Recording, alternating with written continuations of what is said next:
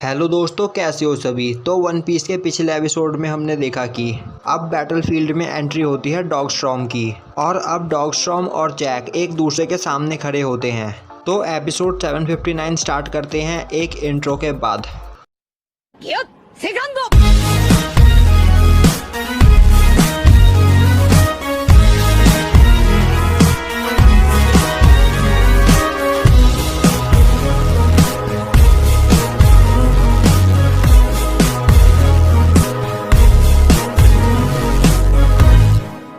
तो एपिसोड की स्टार्टिंग में दिखाया जाता है कि डॉगस्टॉर्म बोलता है, तुमने सही कहा जैक, मैं ही हूँ मोको मोको डोकेमो कंट्री का रूलर और मैं यह चाहता हूँ कि तुम यह डिस्ट्रक्शन मचाना बंद करो और तुम लोग जिस पर्सन को यहाँ ढूंढ रहे हो वह पर्सन यहाँ पर नहीं है और हम लोग तुमसे कोई फाइट नहीं करना चाहते। तभी सीप हेड बोलता है, तुम पागल जानवर हो, हम तुमसे कितनी बार बोले कि अगर तुम अपनी कंट्री को डिस्ट्रॉय होने से बचाना चाहते हो तो तुम उस सामुराई को हमारे हवाले कर दो। तभी सिसिलियन चिल्लाते हुए बोलता है, हम तुम्हें कितनी बार बताए कि जिस पर्सन को तुम यहाँ ढूंढ रहे हो वह यहाँ पर नहीं है। सीप हेड चिल्लाते हुए बोलता है, हम चाहते हैं कि तुम लोग जाकर अपनी पूरी कंट्री में उस पर्सन को ढूंढो और उसे ढूंढकर हमारे हवाले कर दो। वांडा बोलती है, हम ऐसा नहीं कर सकते क्योंकि वह पर्सन यहाँ पर है ही नहीं। तभी जैक बोलता है, इन सभी को जान से मार दो और इस कंट्री को पूरी तरह डिस्ट्रॉय कर दो। यह सुनकर वह सभी पायरेट्स आगे बढ़ते हैं। तभी सिसिलियन बोलता है, तो ठीक है, अब हमें तुमसे फाइट करना ही होगा। और अब सभी मिंक्स सोल्जर भी उन पर अटैक कर देते हैं, पर तभी डॉगस्टॉर्म उन्हें रोक देता है।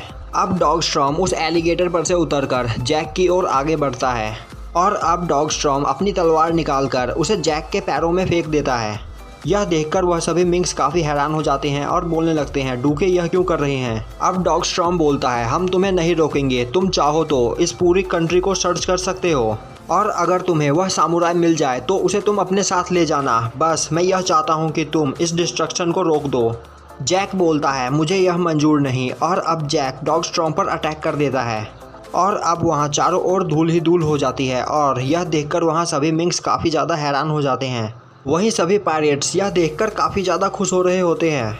यह देखकर वांडा काफ़ी ज़्यादा गुस्सा हो जाती है और जैक पर अटैक करने के लिए आगे बढ़ती है, पर सिसिलियन उसे रोक देता है और अब वहाँ का धूल हटता है और हमें दिखाया जाता है कि वहाँ पर डॉगस्टॉर्म ने जैक के सूंड को अपने हाथ से पकड़ रखा होता है।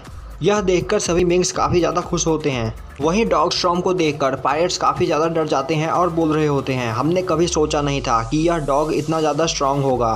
पर तभी एक पायरेट बोलता है, तुम चाहे जितने भी पावरफुल क्यों ना हो, जैक के सामने नहीं टिक सकते। क्या तुम जानते हो कि जैक के ऊपर कितने की बाउंटी है? जैक के ऊपर 1 बिलियन बेरीज की बाउंटी है। डॉगस्टॉर्म बोलता है, जैक मैं सच बोल रहा हूँ, हमने यहाँ पर किसी भी सामुराई को छुपा कर नहीं रख रखा। जैक बोलता है, जैसे ही हमें वह सामुराई मिल जाएगा मैं इस कंट्री पर अटैक करना बंद कर दूंगा और अगर वह सामुराई तुम्हारे पास नहीं है तो यह तुम्हारी गलती है। यह सुनकर डॉगस्टॉर्म को कुछ भी समझ में नहीं आता और वह सोचने लगता है, आखिर यह बोल क्या रहा है।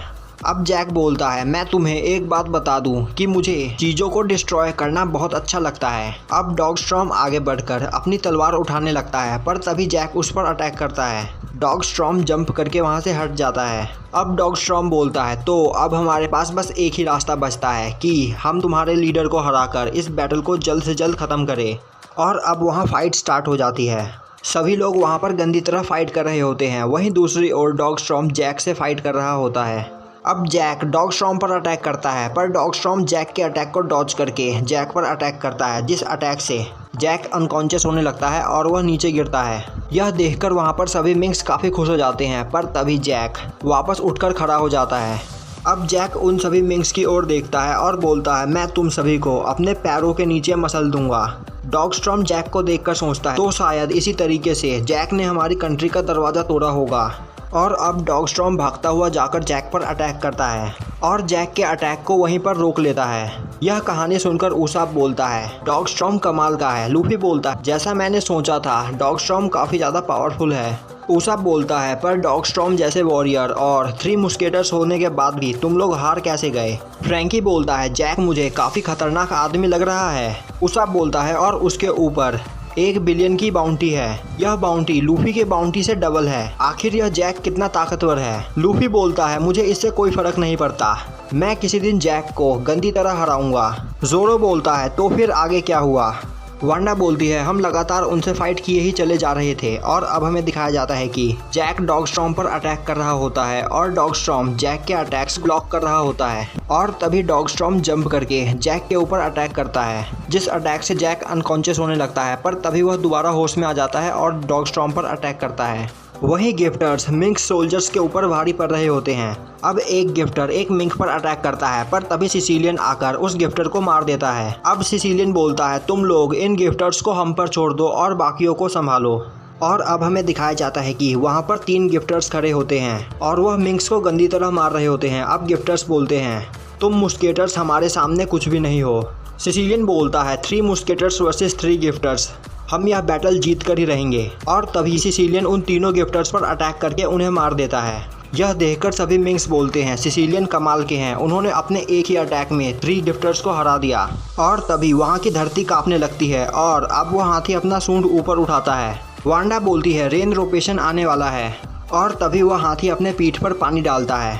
पानी को देखकर वहाँ पर सभी पायरेट्स काफ़ी ज़्यादा डर जाते हैं और पानी के बहाव के साथ ही डूबने लगते हैं। वहीं जैक एक ही जगह पर खड़ा होता है। वहीं कुछ मिंक्स ऊंची जगह पर जा चुके होते हैं और कुछ एलिगेटर्स पर बैठे होते हैं और अब वह पायरेट्स दीवार को पकड़कर ऊपर आते हैं और उनके बीच फाइट दोबारा स्टार्ट हो जाती है। सीप हेड कुछ मिंक्स को मारकर उनके एलिगेटर्स पर बैठ जाता है और बोलता है जल्द से जल्द उन मिंक्स से एलिगेटर्स छीन लो। और अब फाइट दोबारा स्टार्ट हो जाती है। वांडा बोलती है रेन रोपेशन की वजह से फाइट में हमें काफ़ी ज़्यादा फ़ायदा हुआ, पर रेन रोपेशन का पानी वहाँ से हटते ही सब कुछ पहले जैसा हो गया। और अब हमें दिखाया जाता है कि डॉगस्टॉर्म जैक से फाइट करते करते काफ़ी ज़्यादा थक चुका होता है। वहीं फाइट कंटिन्यू रहती है और तभी वहाँ 6 बज जाते हैं। 6 बजते के साथ ही कैट विपर वेल फॉरेस्ट में चिल्लाता है। यह सुनकर डॉगस्टॉर्म बोलता है वह बेवकूफ़ इतनी जल्दी उठ गया। मुस्केटर्स अब हमारे जाने का टाइम हो चुका है। सोल्जर्स पूछते हैं तो क्या अब हम इनसे फाइट नहीं करेंगे? डॉगस्टॉर्म बोलता है नहीं, हम अपना रूल नहीं तोड़ सकते। अब डॉगस्टॉर्म जैक से बोलता है जैक क्या तुम सोचते हो कि तुम ही यहाँ पर अकेले एक अनरीजनेबल मैन हो? अभी थोड़ी ही देर में तुम्हें तुम्हारे जैसा ही एक बेवकूफ़ मिलेगा। और अब डॉगस्टॉर्म वहाँ से गायब हो जाता है और डॉगस्टॉर्म के साथ वह सभी सोल्जर्स भी वहाँ से चले जाते हैं। और अब हमें दिखाया जाता है कि वेल फॉरेस्ट की ओर से कुछ मिंक्स भागते हुए आ रहे होते हैं और अब बैटलफील्ड में एंट्री होती है मास्टर कैट विपर की। कैट विपर बोलता है जैसे ही यहाँ चांद निकलता है यह कंट्री मेरी हो जाती है और मैं अपनी कंट्री में किसी को भी घुसने की इजाज़त नहीं देता। और क्या तुम्हें लगता है कि तुम इस जगह से जिंदा वापस जा पाओगे? कैट विपर को देखकर वहाँ सभी पायरेट्स काफ़ी ज़्यादा डर जाते हैं और बोलते हैं यह तो एक कैट मॉन्स्टर है। कैट विपर जैक पर अटैक कर देता है, पर तभी जैक कैट विपर पर अटैक करता है, पर कैट विपर जैक की सूंड पकड़कर उसे उठाकर पटक देता है। यह देखकर वहाँ पर सभी पायरेट्स काफ़ी ज़्यादा डर जाते हैं। अब कैट विपर बोलता है मुझे पता चला कि यहाँ पर क्या चल रहा है। तुम लोग यहाँ पर लैंड ऑफ वानो के एक वॉरियर को ढूंढने के लिए आए हो, पर वह यहाँ पर नहीं है और अगर यहाँ कोई सामुराई आया भी तो मैं उसे अपने ही हाथों से मार दूंगा। मैं हूँ कैट विपर और यह मेरा वादा है। और तभी वहाँ जैक चिल्लाता है और अब जैक अपने असली फॉर्म में आता है। जैक को उसके रियल फॉर्म में देखकर सभी पायरेट्स काफ़ी ज़्यादा खुश हो जाते हैं। अब कैट विपर बोलता है तो तुमने एलिफेंट फ्रूट का एशियंट वर्जन खाया है, तुम्हारे पास एक रेयर डेविल फ्रूट पावर है। अब जैक बोलता है तो तुम्हारे पास अभी भी काफ़ी सारे सोल्जर्स बाकी है।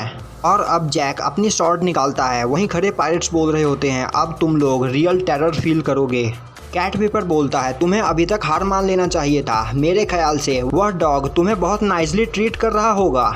और अब एक सोल्जर कैट विपर को उसका हथियार देता है। कैट विपर बोलता है हमारे पास उतने ही सोल्जर हैं जितने एक मेजर कंट्री में होते हैं। और तभी वहाँ पर बैपो और लॉ के क्रूमेट्स भागते हुए आते हैं। बैपो को देखकर कैट विपर बोलता है बैपो तुम्हें यहाँ नहीं आना चाहिए था, तुम्हें यहाँ फाइट करने की कोई ज़रूरत नहीं। बैपो बोलता है मैं भले ही एक पायरेट बन चुका हूँ पर यह अभी भी मेरा घर है और मैं अपने घर को प्रोटेक्ट करूँगा।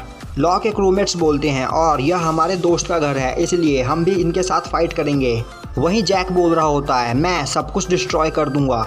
और अब जैक और मास्टर कैट विपर एक दूसरे के सामने खड़े होते हैं और वहाँ फाइट स्टार्ट हो जाती है और यहीं पे हमारा एपिसोड ख़त्म हो जाता है। तो भाई लोग कमेंट करके बताओ कि यह वीडियो आपको कैसी लगी। अगर वीडियो अच्छी लगी तो लाइक करें, चैनल पर नए हो तो सब्सक्राइब करें और बेल नोटिफिकेशन को ऑल पे कर दें जिससे हमारी आगे आने वाली वीडियोज़ आपसे मिस ना हो।